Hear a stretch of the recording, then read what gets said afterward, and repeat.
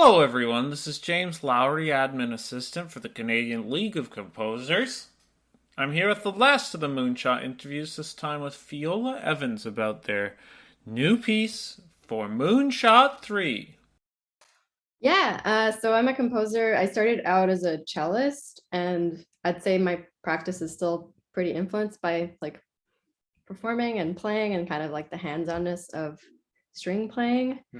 And I've written a lot for strings and a lot of instrumental music. So writing for choir, this was my first time writing for choir. And it was actually the reason I applied because I've always wanted to write for choir, but I'm not like a singer or have any real connection to the choral world. So this seemed kind of like a perfect way to try it out. So this was my first experience with it.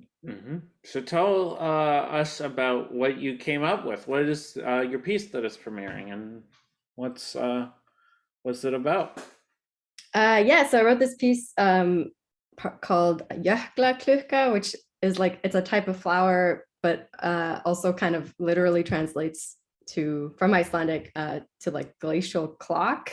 And the theme of the concert was this kind of like man and nature, effects of human interference on nature. And the inspiration for the piece was basically like all these glaciers that are, starting to recede or melt or have fully disappeared because of global warming. I grew up in Iceland, so I decided to use just names of glaciers in Iceland. So the text is all just Icelandic glacier names. That's kind of the concept behind it. And what's the name of the piece? Jöklaklukka. Yes. I may have to ask you to spell that at some point, but not right now. So tell me a little bit about your mentor and what that working relationship was like.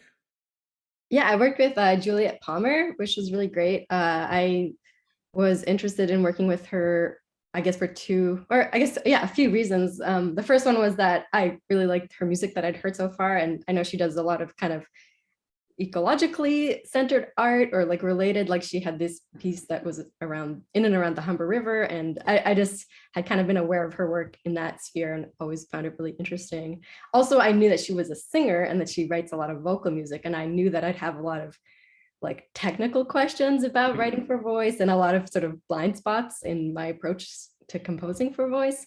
So that I thought that would be like really helpful, and it was definitely a lot of back and forth on practical things. I also just had ran into when I have been in Toronto, I would often see her out at concerts and stuff, and I just liked her and wanted a kind of an excuse to get to know her and her work a bit better. So that was another reason. It's kind of get to know a member of the community a little bit, but in a different kind of situation than just like out at a concert. Is there anything about that choral writing experience? I know you say there was some practical considerations to take into account. Is there anything about the choral writing that surprised you or that you were not expecting coming in? I do kind of envy people who have a lot of choral experience. I think there's a sort of facility that I still don't have, because I think it's hard for me to I'm such a crappy singer that like I can't really tell if something is challenging or not, because it all kind of seems impossible to me. It all seems hard. Yeah, and I think if you are a bit more experienced with it, it's easier to tell, oh, actually, like you can one thing that I like really like pedal tones and sustains, and one thing Julia pointed out to me, that in certain ranges a singer is perfectly capable of singing this note, but to sustain it and to sing it again and again and again can be very tiring. So like that is sort of subjective and not like a hard truth where it's like, for this voice type, it's this note, but it all kind of depends on what has come before and what comes after. And that kind of way of thinking is quite different from like writing for strings or piano or something, I don't think the kind of the idea of physical stamina, I think, is different. It is different, but I feel like us as composers can learn a lot from maybe approaching other instruments with that sort of like embodied subjectivity from the choral world, because ultimately even when it comes to instrumental music, every performer is their own person. Right. As I'm sure you know, Yeah. it's an interesting thing. Well, I look forward to hearing your piece. I look forward to hearing all the pieces. Yeah, me too. And that's pretty much the video interview. But I guess I will mention, heading out, just one last question. What are you listening to right now? And don't worry, you won't get in trouble if it's not contemporary Canadian classical music.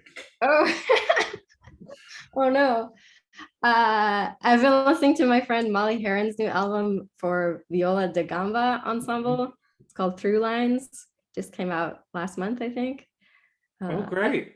and then I also this year have found myself listening and re-listening to the album with Pharoah Sanders and the London Symphony Orchestra. Oh, Uh, yeah, I heard yeah, that. yeah, Yeah, floating points. Yeah, it's really in the beautiful. album. I like that guy's dance music as well. It's pretty fun. Yeah, Um, cool. yeah, well, great. I will put links to both of those when we post this. But it's been a pleasure talking to you, and look forward to hearing your piece at the show in a few weeks. Yeah, yeah, me too. I'm excited to hear everyone else's pieces.